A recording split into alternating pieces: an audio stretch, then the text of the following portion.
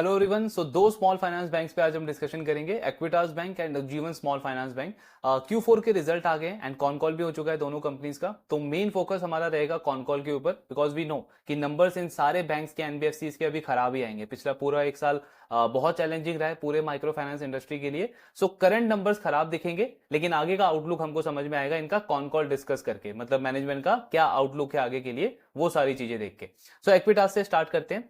अब एक्विटास का आप अगर लोन बुक का कंट्रीब्यूशन देखोगे तो इस बैंक का प्रोबेबली जो जितने भी बाकी स्मॉल फाइनेंस बैंक्स हैं जो माइक्रो फाइनेंस देते हैं, उनमें ऑलरेडी ये बैंक सबसे कम एलोकेशन रखता था माइक्रो फाइनेंस के अंदर। जब ये क्राइसिस स्टार्ट हुआ था लगभग 20% इस बैंक का माइक्रो फाइनेंस होता था। बाकी सारा जो बुक है वो सिक्योर्ड बुक था, क्योंकि जब से ये बैंक एनबीएफसी से स्मॉल फाइनेंस बैंक बना है, क्लियर इनका मैनेजमेंट का फोकस रहा है कि हमको जो स्मॉल माइक्रो फाइनेंस का जो एलोकेशन है उसको कट करते जाना है और सिक्योर बुक्स की तरफ ज्यादा फोकस रखना है। अनलाइक उज्जीवन जिसका स्टांस बीच बीच में थोड़ा सा चेंज हुआ है, जैसे अगर आप उनको कोविड के टाइम पे ट्रैक करोगे तब वो बैंक ज्यादा फोकस करता था कि सिक्योर प्रोडक्ट की तरफ जाना है। देन माइक्रो फाइनेंस साइकिल चला और बैंक ने बहुत एग्रेसिवली ग्रोथ दिखाया माइक्रो फाइनेंस बुक के अंदर। ऑलमोस्ट मल्टी बैगर रिटर्न भी उसने डिलीवर करे इस पूरे फेस में।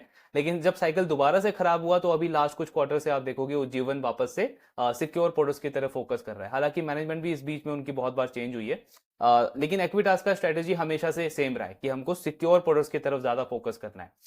इनका हमने कलेक्शन एफिशिएंसी का डेटा चेक डिस्कस किया था। Q4 का जो बिजनेस अपडेट आया था, अच्छे इंडिकेटर्स थे। सो अब देखते हैं ओवरऑल रिजल्ट कैसा आया है बैंक का। और अगर आप एसेट क्वालिटी वगैरह वाले पार्ट से ही अगर हम स्टार्ट करें तो सबसे पहले इनका जो कलेक्शन एफिशिएंसी का डेटा है माइक्रो फाइनेंस का, इन्होंने लास्ट 6 मंथ्स का डेटा शेयर किया है। एंड एक चीज हम यहाँ पे क्लियरली ऑब्जर्व कर सकते हैं कि लास्ट 6 मंथ्स में सबसे बेस्ट कलेक्शन एफिशिएंसी के नंबर्स आए हैं कंपनी के मार्च मंथ के अंदर। 98.36 है। ये एक्चुअली इंप्रूवमेंट इनका नवंबर से ही स्टार्ट हो गया था, बट जो कर्नाटका के अंदर जो ऑर्डिनेंस आया उसकी वजह से आप देखोगे जनवरी और फरवरी में ये नंबर थोड़ा सा डिप हुआ है। कर्नाटका में तो बहुत ज्यादा डिप हुआ, लेकिन अच्छी चीज ये है कि कर्नाटका में भी मार्च में इंप्रूवमेंट देखने को मिला है और बैंक लेवल पे भी मार्च में सबसे बेस्ट नंबर्स इन्होंने रिपोर्ट करे अभी तक के लास्ट 6 मंथ्स में। तो ये इंडिकेटर काफी अच्छा है, यही हमने बिजनेस अपडेट में भी डिस्कस किया था। दूसरा पॉइंट आता है आपका कि फ्रेश स्लीपेजेस कितने हैं, फ्रेश एनपीए कितने हैं आपके सारे प्रोडक्ट्स के अंदर। तो माइक्रो फाइनेंस में तो ऑफ कोर्स बहुत हाई स्लीपेजेस आपको दिखेंगे, लेकिन इसमें भी एक चीज अच्छी ये है कि क्वार्टर ऑन क्वार्टर यहाँ पे भी जो ग्रॉस स्लीपेजेस है वो इंप्रूव हुए हैं इस बैंक के लिए लास्ट क्वार्टर के कंपैरिजन में। और इसके अलावा जो बाकी इनके सिक्योर प्रोडक्ट्स हैं, commercial vehicle, small business loan, MSME, सब में आपको दिखेगा सिक्वेंशियली या तो जो नंबर है स्लीपेजेस का वो इंप्रूव हुआ है या फिर ऑलमोस्ट स्टेबल है। एमएसएमई में ऑफकोर्स थोड़ा सा ज्यादा इंक्रीज दिख रहा है, बिकॉज ये एक्सप्लेनेशन दिया है उन्होंने कि एक अकाउंट इनका एनपीए में कन्वर्ट हुआ है, एक बड़ा अकाउंट, बट मेजर कोई ऐसा स्ट्रेस नहीं है। बैंक ने कॉन कॉल में भी बोला कि बाकी जो बुक है वो काफी स्टेबल है हमारा। देन उसके बाद अगर आप इनका कॉस्ट ऑफ फंड वाला पार्ट देखोगे तो ऑफ कोर्स पूरे एक साल में बैंक का cost of fund 10 basis point से इंक्रीज हुआ है। लेकिन जो इंटरेस्टिंग चीज है वो है बैंक का मार्जिन का नंबर। इनके मार्जिन आप देखोगे ऑलमोस्ट 1% से डिक्लाइन हुआ है, जबकि कॉस्ट ऑफ फंड सिर्फ 10 बेसिस पॉइंट से बढ़ा है।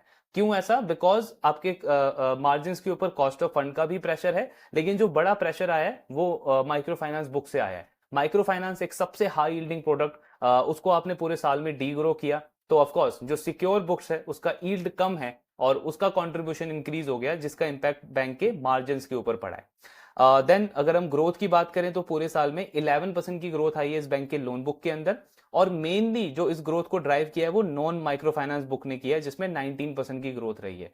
बैंक आज के टाइम पे सबसे ज्यादा फोकस कर रहा है इस प्रोडक्ट के ऊपर, स्मॉल बिजनेस लोन। अब हालांकि अगर आप इनका देखोगे ये डेटा, तो इनका gross slippages small business loan के अंदर इंक्रीज हुआ है क्वार्टर ऑन क्वार्टर लेवल पे। कॉन कॉल में भी मैनेजमेंट को ये चीज पूछा गया कि आपका ग्रॉस स्लिपेजेस इंक्रीज हो रहा है इस बुक के अंदर, स्टिल आप बहुत एग्रेसिव लग रहे हो इस बुक में, क्योंकि बैंक का कहना है कि हम लास्ट 10-12 साल से इस प्रोडक्ट को कर रहे हैं, तो हमको बहुत अच्छा एक्सपीरियंस है इस प्रोडक्ट को मैनेज करने का, एनपीए को कंटेन करने का, एंड वी आर कॉन्फिडेंट कि ये हमारा मेन ग्रोथ ड्राइवर होगा आगे चल के। डिपॉजिट्स की बात करें तो ग्रोथ 19% है, बट जो कंसर्निंग पार्ट है वो है इनका कासा रेशियो। आई मीन 1-1.5 साल पहले इस बैंक का कासा 40% से भी ज्यादा होता था, अब आप देखोगे 29% पे आ गया। ये हर एक क्वार्टर में घट रहा है। लास्ट क्वार्टर में आई थिंक 30-32% था, वहां से भी घट गया है, तो इस पे थोड़ा सा वर्क करने की जरूरत है इनको। एनपीए का नंबर एक और positive indicator, sequentially 8 basis point से बैंक का एनपीए इंप्रूव हुआ है। आई मीन आप देखोगे 2.97% से 2.89% पे आया है। तो मेजरली जो तीन मेन इंडिकेटर्स होते हैं किसी भी लेंडर के एसेट क्वालिटी के, कलेक्शन एफिशिएंसी, फ्रेश स्लीपेजेस और आपका ओवरऑल एनपीए, तीनों में इंप्रूवमेंट देखने को मिला है हमको एक्विटास के नंबर्स में। चाहे इनका कलेक्शन एफिशिएंसी का नंबर देखें हम, या फिर आपका ये ओवरऑल एनपीए का नंबर या फ्रेश स्लीपेजेस, तो ये एक बहुत पॉजिटिव डेटा है, जिससे ऑफ कोर्स एक कॉन्फिडेंस आता है कि आगे चल के इनके एसेट क्वालिटी में और अच्छा इंप्रूवमेंट देखने को मिल सकता है। प्रॉफिटेबिलिटी पे तो प्रेशर रहा ही है पूरे साल में। 42 करोड़ का पैट है Q4 में। Last quarter, I mean last year fourth quarter में इनका लगभग 250 करोड़ का पैट था। पिछले पूरे साल में 800 करोड़ का प्रॉफिट था, इस साल 150 करोड़ का पैट है। तो बहुत बड़ा इंपैक्ट पड़ा है बैंक के प्रॉफिटेबिलिटी के ऊपर, और यही नेगेटिव नेचर है इस इंडस्ट्री का, माइक्रो फाइनेंस इंडस्ट्री का। क्योंकि जब ये इंडस्ट्री अच्छी करती है तो लेंडर का जो पैट है वो मल्टीफोल्ड ग्रो करता है, और सेम उसका रिवर्स होता है जब साइकिल एक डाउन टर्न में जाता है। वही चीज अभी इन सारे कंपनीज के साथ में हो रही है। देन यहाँ पे आप देखोगे मार्जिन्स में कंसिस्टेंट डिक्लाइन रहा है क्वार्टर आफ्टर क्वार्टर, उसी का इंपैक्ट अभी देखा हमने। ग्रॉस एनपीए बढ़े हैं, क्रेडिट कॉस्ट बढ़ा है, आरओई आरओए ऑलमोस्ट खत्म हो गया है बैंक के लिए, बिकॉज 40-50 करोड़ का तो टोटल पैड रह गया आपका। सो ये सारी चीजें का इंपैक्ट पड़ा है। एक लास्ट डेटा पॉइंट अगर हम डिस्कस करें इनका प्रोडक्ट बास्केट, तो आप देखोगे सबसे ज्यादा फोकस एक्विटास कहां पे कर रहा है अपना, आपका एक तो व्हीकल फाइनेंस में जो ये यूज कार वाला प्रोडक्ट है उसमें, एमएसएमई फाइनेंस, देन आपका स्मॉल बिजनेस लोन और हाउसिंग फाइनेंस, जितने भी सिक्योर प्रोडक्ट्स हैं वहां पे बैंक ज्यादा पेस से ग्रो कर रहा है। और जो आपका माइक्रो फाइनेंस है उसमें डी ग्रोथ है 28% का। ये book last year I think 40% sorry 20% contribute करता था, अब इसका कॉन्ट्रीब्यूशन सिर्फ 12% रह गया। तो इस बुक का कॉन्ट्रीब्यूशन कंसिस्टेंटली घटता जा रहा है और बैंक सिक्योर प्रोडक्ट्स की तरफ फोकस कर रहा है।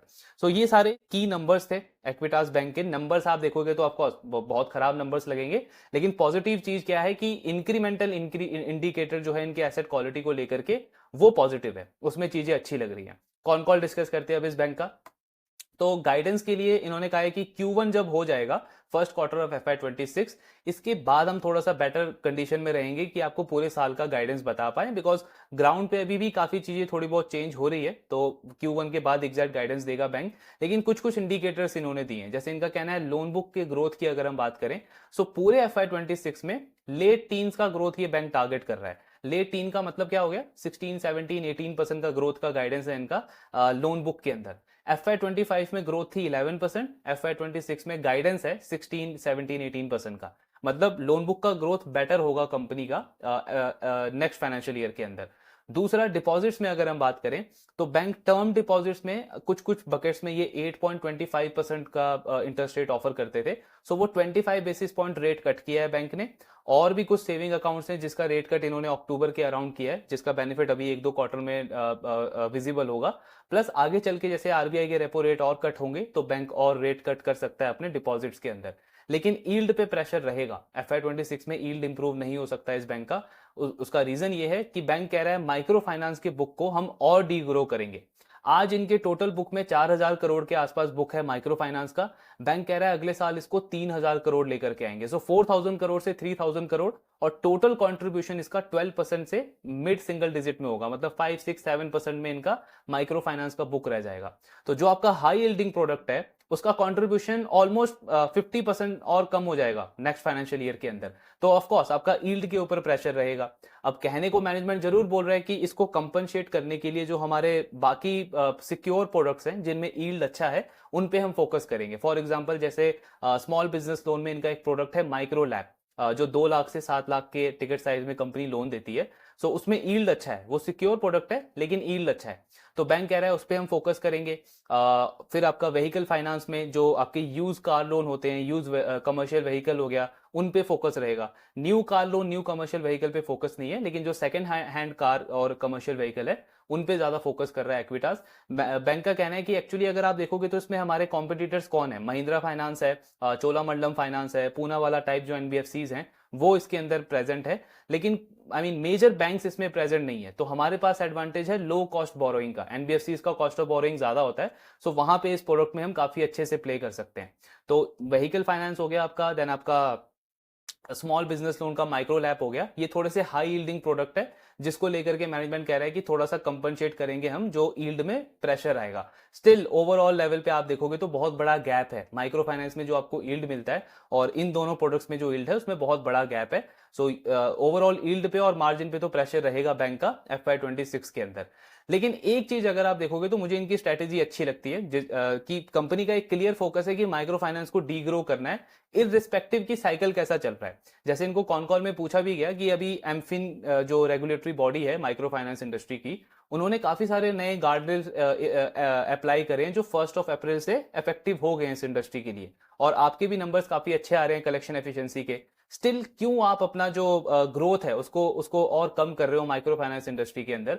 सो मैनेजमेंट का कहना है कि ये सारे जो गार्डरेल्स वगैरह आप आज सुन रहे हो, ये बहुत टाइम से इस इंडस्ट्री के अंदर अप्लाई होते रहे हैं टाइम टू टाइम। जैसे 2010 में जो आंध्र प्रदेश का क्राइसिस हुआ था, एपी क्राइसिस जिसको बोला जाता है, जहां पे काफी सारे सुसाइड्स किए गए थे, सो उसके बाद भी एमफिन ने ऐसे ही कुछ गार्डरेल्स अप्लाई करे थे इस इंडस्ट्री में कि एक जो बोरोअर है वो लिमिटेड लेंडर से ही लोन ले सकता है, टोटल जो लोन का अमाउंट है वो एक लिमिट अमाउंट से ज्यादा नहीं जाना चाहिए उसके ऊपर। सो ये सारे गार्डरेल्स उस टाइम से अप्लाई करे जा रहे हैं इस इंडस्ट्री पे।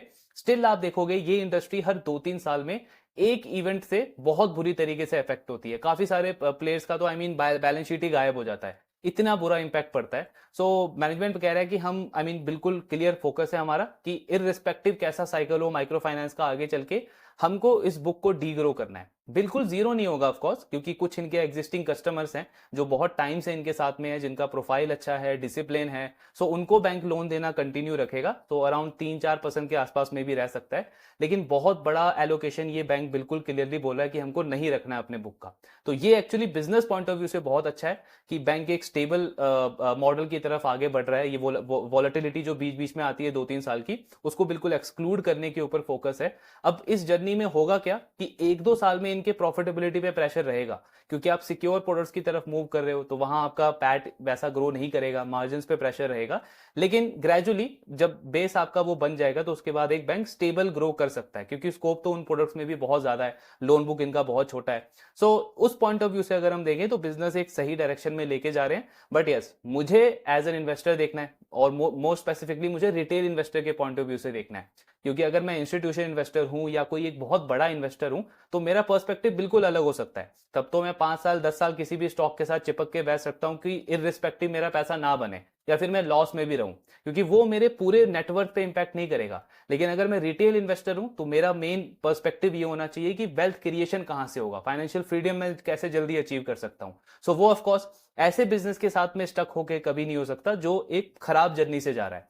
प्रोमोटर का रिस्पॉन्सिबिलिटी है कि वो उस बिजनेस को उस खराब जर्नी में लेके जाए एंड आगे चल के एक स्टेबल मॉडल बनाए। लेकिन एज ए इन्वेस्टर मैं वहां अननेसेसरी अपना कैपिटल स्टक नहीं कर सकता, बिकॉज वी नो कि जो बिजनेस अच्छा कर रहा है उसका भी प्रोमोटर कल को चल के कुछ खराब कर सकता है, और जो बिजनेस ऑलरेडी खराब सिचुएशन में है वहां पे मैं कैसे किसी प्रोमोटर पे ट्रस्ट कर सकता हूं, बिकॉज मैं एक रिटेल इन्वेस्टर हूं, मैं पर्सनली जाके नहीं मिलता उसको, मेरे को पर्सनली इंटरेक्शन नहीं है। तो मैं कैसे यहां पे बैठे बैठे जज कर सकता हूं कि जो बिजनेस आज खराब कर रहा है सिर्फ मैनेजमेंट के गाइडेंस के बेसिस पे मैं अपना जो हार्ड अर्न मनी है वो उसके ऊपर लगा दूं। तो वो चीज थोड़ा सा रैशनली समझना जरूरी है। बिजनेस पॉइंट ऑफ व्यू से कंपनी ठीक कर रही है, लेकिन हाँ अगर हम इन्वेस्टर पॉइंट ऑफ व्यू से देखें तो बिजनेस में अभी पेन कंटिन्यू रहेगा। लेकिन एक चीज है कि FY26 इस बैंक का कंपेयर टू FY25 अच्छा रहेगा, बिकॉज लोन बुक का ग्रोथ बढ़ेगा, आपका क्रेडिट कॉस्ट का भी गाइडेंस इन्होंने बताया कि FY26 में कम रहेगा ये इन कंपैरिजन टू FY25, तो ओवरऑल प्रॉफिटेबिलिटी भी बढ़ेगी। प्लस ROA का भी इन्होंने गाइडेंस दिया है कि ROA हम 1% तक लेकर के जाएंगे by the end of FY26, और फिर FY27 में हमारा ROA 1.5 से 1.75% के रेंज में आएगा। मतलब धीरे धीरे इंप्रूवमेंट आएगा मीडियम टर्म के अंदर, बट या नियर टर्म में थोड़ा बहुत प्रेशर रहेगा। EPS में बहुत अच्छी ग्रोथ देखने को नहीं मिलेगी, क्योंकि माइक्रो फाइनेंस ये बिल्कुल कम कर रहे हैं। सो ये पूरा डिस्कशन था एक्विटास बैंक के ऊपर। अब फोकस करते हैं उज्जीवन के। सो उज्जीवन का अगर आप देखोगे तो ये बैंक का आई थिंक 40% आसपास जो लोन था इनका अनसिक्योर्ड लोन था, माइक्रो फाइनेंस का लोन था जब ये क्राइसिस स्टार्ट हुआ था आपका माइक्रो फाइनेंस का। लेकिन बैंक ने एक तरीके से हम बोल सकते हैं फोर्सफुली इनको ये करना पड़ा, जो अनसिक्योर्ड माइक्रो फाइनेंस वाला बुक है उसको कंसिस्टेंटली डी ग्रो किया, और जो सिक्योर्ड बुक है उसको पिछले 2-3 क्वार्टर में तो 50-60% की ग्रोथ रही है। सो इस क्वार्टर में अगर आप नंबर्स देखोगे उज्जीवन के तो टोटल लोन बुक का ग्रोथ है 8% का, और सिक्योर्ड बुक बैंक का फिर से 56% से ग्रो करा है, और इसका कंट्रीब्यूशन भी आई थिंक अब 44-45% हो गया है। लास्ट क्वार्टर तक 38-39% था, क्योंकि इस बुक का ग्रोथ का पेस बहुत हाई है, इसीलिए इसका कंट्रीब्यूशन बहुत तेजी से बढ़ा है। सो आज के टाइम पे अनसिक्योर्ड अब काफी कम हो गया जीवन के लिए, पहले ये 40% होता था, अब लगभग आई थिंक 50-55% के आसपास आ गया, सॉरी 30-35% के आसपास आ गया। तो इसका कंट्रीब्यूशन बहुत तेजी से बढ़ता जा रहा है सिक्योर्ड बुक का। देन एनपीए अगर आप देखोगे बैंक का, तो वाई में भी कम हुआ है, और क्वार्टर ऑन क्वार्टर भी बैंक का एनपीए इंप्रूव हुआ है। कलेक्शन एफिशिएंसी का नंबर भी इंप्रूव हुआ है अगर आप लास्ट क्वार्टर से कंपेयर करोगे। डिपॉजिट में 20% की ग्रोथ है, एंड रिटेल डिपॉजिट का शेयर देखें तो उसका कंट्रीब्यूशन भी इंक्रीज हुआ है जीवन के लिए। नेट इंटरेस्ट इनकम में प्रेशर है, बिकॉज वही रीजन है कि आपका जो मेन हाई यील्डिंग प्रोडक्ट है उसको आप डी ग्रो कर रहे हो, तो जो इंटरेस्ट इनकम है वो आपका नेगेटिव रहेगा इस पूरे साल में। देन निम के ऊपर भी प्रेशर रहा है, फॉर सेम रीजन जो हमने एक्विटास के केस में डिस्कस किया कि मेन बुक आपका डी ग्रो करता जा रहा है, सिक्योर्ड बुक में ग्रोथ आ रहा है, तो आपका यील्ड पे प्रेशर रहेगा, इसीलिए आपके मार्जिन पे प्रेशर है। पैट आप देखोगे इस बैंक का भी काफी खराब है, 330 करोड़ का पैट 83 करोड़ हो गया है। आरओए आरओई का नंबर बहुत डाउन हो गया हो जीवन का। तो ये जो आप 12% का आरओई देख रहे हो जीवन का, आई थिंक 1-1.5 साल पहले इनका 30% का आरओई था, तो 30-25% का आरओई अब 12% पे आ गया। सो इस लेवल का इंपैक्ट पड़ता है जब माइक्रो फाइनेंस साइकिल घूमता है, आई मीन खराब होता है साइकिल। और सेम आप देखोगे आगे चल के जब साइकिल अच्छा होगा, तो उज्जीवन के पास में ज्यादा बेटर अपॉर्चुनिटी है रिटर्न डिलीवर करने की इन कंपैरिजन टू एक्विटास। क्यों? बिकॉज इसका माइक्रो फाइनेंस का शेयर ज्यादा है। एक्विटास तो ऑलरेडी 12% कर चुका है, अगले साल और कम कर देगा। उज्जीवन का अभी भी माइक्रो फाइनेंस का शेयर ज्यादा है, और अगले साल आई मीन जब भी साइकिल घूमता है तो इनका आरओई आरओई और ओवरऑल प्रॉफिटेबिलिटी का नंबर काफी फास्ट पेस पे मूव करेगा। सो ये एक बहुत बेसिक चीज है जो हमको समझनी है दोनों बैंक्स के बीच में। देन मेन चीज अगर हम इनका कलेक्शन एफिशिएंसी का नंबर देखें, तो आई मीन ये देखो आप, सिक्योर्ड बुक पहले इस बैंक का 28% होता था, आज के टाइम पे 46% सिक्योर्ड बुक हो चुका है इस बैंक का। Anyhow growth point of view से बैंक सबसे ज्यादा फोकस कर रहा है अपना हाउसिंग, एमएसएमई, जितने भी सिक्योर्ड पार्ट्स है वहां पे। और एक और डिफरेंस आपको दिखेगा बिटवीन उज्जीवन और एक्विटास कि ये इंडिविजुअल लोन भी करते हैं। इंडिविजुअल लोन क्या होता है? आता ही ये माइक्रो फाइनेंस कैटेगरी के अंदर ही है, लेकिन एक मेन आपका माइक्रो फाइनेंस हो गया ग्रुप लोन, जहां पे आप ग्रुप ऑफ वुमेन को लोन देते हो साथ में, और वीकली आपका मीटिंग होता है या फोर्टनाइटली आपका मीटिंग होता है। इंडिविजुअल लोन होता है वो कस्टमर्स जिन्होंने माइक्रो फाइनेंस में बहुत अच्छा परफॉर्म किया है, ये ग्रुप लोन वाले सेगमेंट में काफी अच्छा परफॉर्म किया है, 3-4 साल तक इनका ट्रैक रिकॉर्ड काफी अच्छा रहा है, टाइम पे रीपे किया अपने लोन को, और उसके बाद अब उनका जो ओवरऑल प्रोफाइल है उसमें इंप्रूवमेंट देखने को मिला है। तब जो लेंडर है उसको वो इंडिविजुअल लोन के अंदर प्रमोट करता है। इंडिविजुअल लोन में उनको पर्सनल सर्विसेज मिलती है, हाँ जो इंटरेस्ट रेट चार्ज किया जाता है वो थोड़ा सा ज्यादा होता है in comparison to group loan, लेकिन क्योंकि उनको पर्सनल सर्विसेज मिलती है यहाँ पे, तो कस्टमर काफी कंफर्टेबल फील करता है। तो जीवन को आप देखोगे कि इंडिविजुअल लोन वाला जो इनका पार्ट है उसमें 8% की ग्रोथ है। इस बुक को डीग्रो नहीं किया उन्होंने, उन्होंने ग्रुप लोन को डीग्रो किया है, बिकॉज मेन प्रॉब्लम यहां पे है इंडिविजुअल लोन में ऑलरेडी आप बेटर क्वालिटी कस्टमर्स को लोन दे रहे हो, बेटर प्रोफाइल है उनकी, सो यहां पे रिस्क कम होता है, इसलिए बैंक इस बुक को कंसिस्टेंटली ग्रो कर रहा है। और इसके साथ में कुछ इन्होंने नए प्रोडक्ट्स लॉन्च किए हैं, व्हीकल लोन हो गया, गोल्ड लोन हो गया, इसमें भी काफी अच्छा ग्रोथ देखने को मिलेगा, बट ऑफकोर्स ओवरऑल बेस काफी छोटा है इसका। देन बैंक का अगर आप यील्ड देखोगे तो यील्ड भी कंसिस्टेंटली कम हुआ है, वही सेम रीजन, उसी के वजह से निम के ऊपर प्रेशर देखने को मिला है हमको। इनका एसेट क्वालिटी में कलेक्शन एफिशिएंसी का अगर आप नंबर देखोगे, सो इसमें लास्ट 2-3 मंथ्स में कंसिस्टेंट इंप्रूवमेंट देखने को मिला है। प्लस अगर आप आई मीन यहाँ पे भी इनका कलेक्शन एफिशिएंसी का डेटा अगर हम देखें, ये फ्रेश कस्टमर्स में है, मतलब ये वो कस्टमर्स हैं जिन्होंने डिफॉल्ट अभी तक नहीं किया है। सो इनका नंबर अगर आप देखोगे तो एक जो कर्नाटका का इफेक्ट आया उसकी वजह से बीच में डिप आया था, बाकी लास्ट 2-3-4 मंथ से कंसिस्टेंटली कलेक्शन एफिशिएंसी का नंबर बैंक के लिए इंप्रूव होता गया है। इनफैक्ट फरवरी से मार्च में आप देखो कितना बड़ा जंप है, मतलब इंप्रूवमेंट है 99% से 99.5%, तो काफी बेटर कलेक्शन एफिशिएंसी के नंबर है उज्जीवन के लास्ट 3-4 मंथ से कंसिस्टेंटली। वही हमने एक्विटास के साथ में भी देखा। इनका भी अगर आप देखोगे पोर्टफोलियो एट रिस्क, मतलब जीरो बकेट हो गया आपका, फिर आपका एसएमए बकेट हो गया, फिर आपका ग्रॉस एनपीए हो गया, तीनों में आप देखोगे तो दिसंबर क्वार्टर से मार्च क्वार्टर में बहुत अच्छा इंप्रूवमेंट देखने को मिल रहा है। तो चाहे हम कलेक्शन एफिशिएंसी का नंबर देखें, या आपका ये एसएमए बकेट्स का नंबर देखें, या फिर ओवरऑल ग्रॉस एनपीए का नंबर देखें, तीनों में उज्जीवन के लिए भी क्वार्टर ऑन क्वार्टर इंप्रूवमेंट देखने को मिला है। सो अगेन एक वही सेम ट्रेंड है कि चीजें काफी अच्छी लग रही है उज्जीवन के केस में भी, in terms of asset quality, growth वगैरह प्रॉफिटेबिलिटी पे ऑफकोर्स प्रेशर है, लेकिन हमको फ्यूचर का आउटलुक कहां से मिलेगा, एसेट क्वालिटी को देख करके सारी चीजों में इंप्रूवमेंट देखने को मिला है। अब इनकी बैंक क्या बोल रही है कॉन कॉल के अंदर, तो गाइडेंस पे तो इन्होंने बिल्कुल मना कर दिया है। इनका कहना है कि गाइडेंस हम Q1 में देंगे, जब फर्स्ट क्वार्टर का रिजल्ट आएगा तब हम आपको एग्जैक्ट गाइडेंस देंगे। बाकी ओवरऑल ट्रेंड अगर आप देखोगे तो इनका भी FY26 में थोड़ा बहुत सिमिलर होगा एक्विटास की तरह। मतलब ईल्ड के ऊपर इनका भी प्रेशर रहेगा, क्योंकि जो सिक्योर बुक का प्रोडक्ट है बैंक कह रहा है उसमें ग्रोथ कंटिन्यू रहेगा, और जो अनसिक्योर्ड है उसमें डी ग्रोथ होता रहेगा। लेकिन जो इनका इंडिविजुअल लोन वाला प्रोडक्ट है वो एक की फैक्टर है, बिकॉज उसमें बैंक बुलिश है और बैंक कह रहा है वो वाले कस्टमर्स काफी अच्छा कर रहे हैं। प्लस एमफिन के जो जितने भी नए गार्ड रेल्स आए हैं वो इंडिविजुअल लोन पे अप्लाई नहीं होते हैं, वो आपके माइक्रो फाइनेंस जो ग्रुप लोन होता है उसमें अप्लाई होते हैं।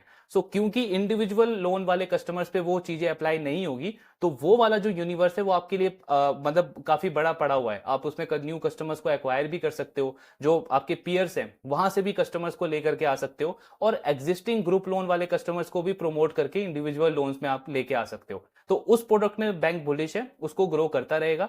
यानी ओवरऑल ईल्ड पे प्रेशर रहेगा, लेकिन अगर आप इसको एक्विटास से कंपेयर करोगे तो ईल्ड पे और मार्जिन पे उज्जीवन के कम प्रेशर रहेगा। सो ये एक अच्छी चीज है। दूसरा आई मीन अगर हम प्रोडक्ट मिक्स की बात करें तो बैंक कह रहा है जो हमारे ये नए प्रोडक्ट्स हैं जैसे गोल्ड लोन हो गया, व्हीकल फाइनेंस हो गया, इसका ग्रोथ भी हम एग्रेसिव करेंगे FY26 के अंदर। गोल्ड लोन का इनका टारगेट है कि अगले कुछ साल में 1 से 2 साल का इन्होंने टाइम दिया है कि इसको 1000 से लेकर के 1500 करोड़ का बुक करेंगे। ईल्ड अच्छा होता है गोल्ड लोन वाले बुक के अंदर भी। और दूसरा जो इनका व्हीकल फाइनेंस का पोर्टफोलियो है वो अभी इन्होंने कुछ टाइम पहले ही स्टार्ट किया है। लास्ट ईयर इन्होंने सीजन के टाइम पे, जो व्हीकल फाइनेंस का जो मेन सीजन होता है अगस्त, सितंबर, अक्टूबर, नवंबर, जहां पे सबसे ज्यादा टू व्हीलर सेल होता है आपका। सो बैंक कह रहा है उस टाइम पे हमने अपने इस प्रोडक्ट को टेस्ट किया था और बहुत अच्छा रिस्पांस मिला था। लगभग 70-75 करोड़ का डिसबर्समेंट किया था इन्होंने। बैंक कह रहा है इस बार भी हम उस सीजन के लिए बिल्कुल प्रिपेयर्ड हैं। जो हमारे नंबर ऑफ डीलर्स हैं उसका हमने इंक्रीज किया, टाई अप वगैरह बढ़ाया है, और व्हीकल फाइनेंस भी अगले कुछ टाइम में अच्छे पेस पे ग्रो करेगा। बाकी हाउसिंग फाइनेंस इनका ऑलरेडी काफी अच्छा कर रहा है। एमएसएमई एक और प्रोडक्ट है उज्जीवन के लिए जिसने पिछले कुछ क्वार्टर्स में बहुत अच्छा परफॉर्म किया है। और आई मीन एमएसएमई को उज्जीवन ने एक्चुअली एक तरीके से रीलॉन्च किया है। ये पहले भी एमएसएमई लोन देते थे, लेकिन इनका बहुत खराब एक्सपीरियंस हुआ था। आई मीन एनपीए बहुत ज्यादा बढ़ गया था इस बैंक का, बीच में तो उस प्रोडक्ट को बंद कर दिया था इन्होंने। सो कोविड के बाद जो आपका जो खराब एनपीए वाला टाइम स्टार्ट हुआ था उसमें इनका वो पेन हुआ था एमएसएमई बुक को, बिकॉज उस टाइम पे ये 15 लाख का एवरेज टिकट साइज होता था इनका। मतलब kind of low income segment जो हो गया आपका एमएसएमई में, उनको उनको ये लोन देते थे मेनली, और कोविड के बाद सबसे ज्यादा इंपैक्ट उन्हीं पे पड़ा था। अभी बैंक ने 2023 अप्रैल के अंदर इस प्रोडक्ट को रीलॉन्च करा है और न्यू स्ट्रेटेजी के साथ में। आज के टाइम पे ये बैंक जो अपना टिकट साइज का लोन देता है वो 55 लाख 60 लाख से स्टार्ट होता है। मतलब जो इनका लैब प्रोडक्ट है, लोन अगेंस्ट प्रॉपर्टी, वो 55-60 लाख के बीच में है। फिर एक ये वर्किंग कैपिटल लोन देते हैं 1 करोड़ से 1.5 करोड़ का, और तीसरा इनका ओवरड्राफ्ट लोन है, उसका भी टिकट साइज वही 1-1.5 करोड़ का होता है। तो बैंक बोल रहा है जो हमने ये रीलॉन्च किया है प्रोडक्ट को पिछले 2 साल पहले, तो उसमें हम बेटर क्वालिटी कस्टमर्स के साथ में डील कर रहे हैं। वो एमएसएमईज की जो प्रोफाइल है वो काफी अच्छी है। मतलब आप ये बोल सकते हो पहले ये 5 स्टार काइंड ऑफ कस्टमर्स के साथ में डील करते थे और एक्सपर्टीज तो थी नहीं जैसे 5 स्टार को है। अब ये काइंड ऑफ पूना वाला या जो आपके कुछ मिड साइज बैंक्स हैं उन कस्टमर्स को मेनली ये टारगेट करते हैं, थोड़े से प्राइम कस्टमर्स को टारगेट करते हैं जिनकी प्रोफाइल अच्छी है। सो इकोनॉमी में कल को कुछ भी छोटा मोटा इवेंट होता है उससे इन प्लेयर्स को ज्यादा इंपैक्ट नहीं पड़ेगा। हाँ, कुछ बहुत बड़ा हो गया तब ऑफकोर्स पड़ सकता है। तो बैंक अभी कॉन्फिडेंट है एमएसएमई वाले बुक के ऊपर भी। इनका कहना है कि जो इसका परफॉर्मेंस है लास्ट 2 साल में बहुत अच्छा है, और आई मीन पुराने वाले बुक के अंदर भी रिकवरी अच्छी हो रही है, तो इसका भी ग्रोथ अच्छा रहेगा, और ईल्ड वगैरह अच्छे है इस बुक के अंदर भी। देन अगर हम उसकी बात करें कि कर्नाटका पे कैसा इंपैक्ट पड़ा है जो ऑर्डिनेंस आया है, तो बैंक कह रहा है कर्नाटका का जनवरी में आपका वो ऑर्डिनेंस आया था, फरवरी में बहुत सीरियस इंपैक्ट देखा हमने, लेकिन मार्च ऑनवर्ड्स हमने इंप्रूवमेंट देखा है। पर हम ये नहीं बोलेंगे कि चीजें नॉर्मल हो गई है, बिकॉज हमारे लिए चीजें नॉर्मल तब होती है जब हमारा कलेक्शन एफिशिएंसी का नंबर 99.5% जाता है। अभी वहां पे 98.23% के आसपास है कर्नाटका में। सो यस, लास्ट 2-3 महीने के कंपैरिजन में इंप्रूवमेंट जरूर हुई है, लेकिन अभी भी कर्नाटका में इनका कहना है कि 5 से 7 ऐसे डिस्ट्रिक्ट्स हैं जहां पे थोड़ा बहुत स्ट्रेस है, वहां पे चीजें इतनी अच्छी नहीं हुई है। सो बैंक कह रहा है अगले 2-3 महीने में हम कॉन्फिडेंट है कि वहां पे भी इंप्रूवमेंट आ जाएगा। तमिलनाडु में जो ऑर्डिनेंस आया है उसके ऊपर बैंक का क्या कहना है, तो एक्चुअली तमिलनाडु में आप चाहे 5 स्टार को देखो या एक्विटास का भी कॉन कॉल में सेम व्यू था उनकी मैनेजमेंट का, और उज्जीवन की मैनेजमेंट भी सेम चीज कह रही है। इन तीनों लैंडर्स का कहना है कि तमिलनाडु में जो ये ऑर्डिनेंस पास किया गया है गवर्नमेंट की तरफ से, ये एक तरीके से प्रिकॉशनरी पॉइंट ऑफ व्यू से किया गया है। कर्नाटका में 2-3 महीने से बहुत नॉइज था ग्राउंड लेवल पे, काफी सारे ऐसे केसेस हुए थे जो जहां पे अनरेगुलेटेड एंटिटीज जो हैं उन्होंने कलेक्शन के मतलब टर्म्स में थोड़ा सा कुछ गड़बड़ी करा, कुछ सुसाइड वगैरह का भी केस हुआ, ज्यादा प्रेशर किया वहां के बोरोअर्स को। उसके बाद वहां की गवर्नमेंट, कर्नाटका की गवर्नमेंट ने ये ऑर्डिनेंस लेके आया था, इसलिए वहां पे हमें इमीडिएटली इंपैक्ट देखने को मिला कलेक्शन एफिशिएंसी में। इनका कहना है तमिलनाडु में ऐसा कुछ भी नहीं हुआ है। वहां की जो गवर्नमेंट ये लेकर के आई है वो एज अ प्रिकॉशनरी लेकर के आई है। ग्राउंड पे अभी भी बहुत सारे जो कस्टमर्स हैं उनको इसका अवेयरनेस ही नहीं है, तो हमें नहीं लगता कि कुछ मेजर इंपैक्ट होगा। और उज्जीवन का अगर आप ओवरऑल एलोकेशन भी देखोगे तो 14% के आसपास इनका जो बुक है वो तमिलनाडु से बिलोंग करता है। तो बैंक अपने लेवल पे कॉन्फिडेंट है, और ये 14% में सब आता है, मतलब सिक्योर लोन्स भी आते हैं और माइक्रो फाइनेंस भी आता है। तो बैंक अपने लेवल पे कॉन्फिडेंट है कि तमिलनाडु में भी हमको बहुत सीरियस इंपैक्ट नहीं होगा। कर्नाटका से तो बहुत कम होगा, कर्नाटका में तो ज्यादा सीरियस पहले से ही इशू था, उसके बाद भी हमने उसको मैनेज कर लिया। तो तमिलनाडु में बैंक कॉन्फिडेंट है कि कुछ मेजर इशू हमको देखने को नहीं मिलेगा। सेम एक्विटास ने भी बोला था अपने कॉन कॉल में, तो काइंड ऑफ लग रहा है कि तमिलनाडु में मे बी हम वैसा डिस्टर्बनेस ना देखें जैसा हमने कर्नाटका की ऑर्डिनेंस की वजह से देखा था। तो ये पूरा कॉन कॉल वाला पार्ट था उज्जीवन का। ग्रोथ को लेकर के सारा गाइडेंस बैंक जो है वो Q1 के बाद देगा, लेकिन ओवरऑल इनका इंडिकेशन अच्छा है। बैंक कह रहा है कि क्रेडिट कॉस्ट का जो नंबर है वो इंप्रूव ही होगा FY26 में FY25 के कंपैरिजन में। FY25 में आई थिंक 2.4 का क्रेडिट कॉस्ट है बैंक का, सो ये नंबर इंप्रूव करेगा FY26 के अंदर। इंडिविजुअल लोन बुक को ये ग्रो करते रहेंगे, और बैंक ऑफकोर्स ग्राउंड लेवल पे वही बता रहा है कि अप्रैल में भी माइक्रो फाइनेंस का जो कलेक्शन रहा है वो काफी अच्छा रहा है। जो ट्रेंड हमने मार्च में देखा है सेम ट्रेंड हम अप्रैल में देख रहे हैं।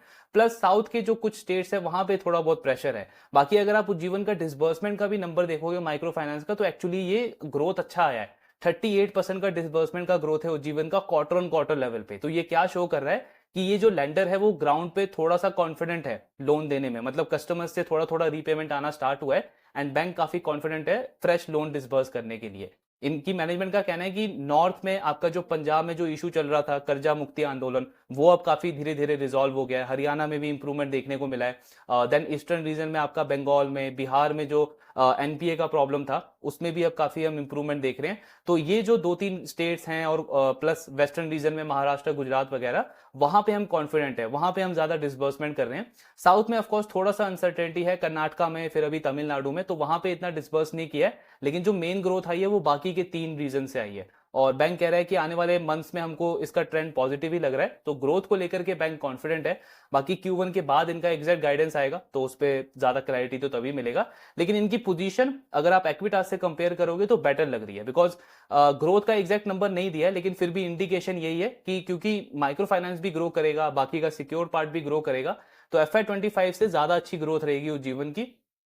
और प्रॉफिटेबिलिटी का भी जो नंबर है जीवन का वो काफी अच्छा रहेगा। वही जो रीजन हमने डिस्कस किया कि इनका माइक्रो फाइनेंस का शेयर ज्यादा है कंपेयर टू एक्विटास, 30-35% तो अभी ऑलरेडी है, और इंडिविजुअल लोन बुक ग्रो करेगा FY26 के अंदर।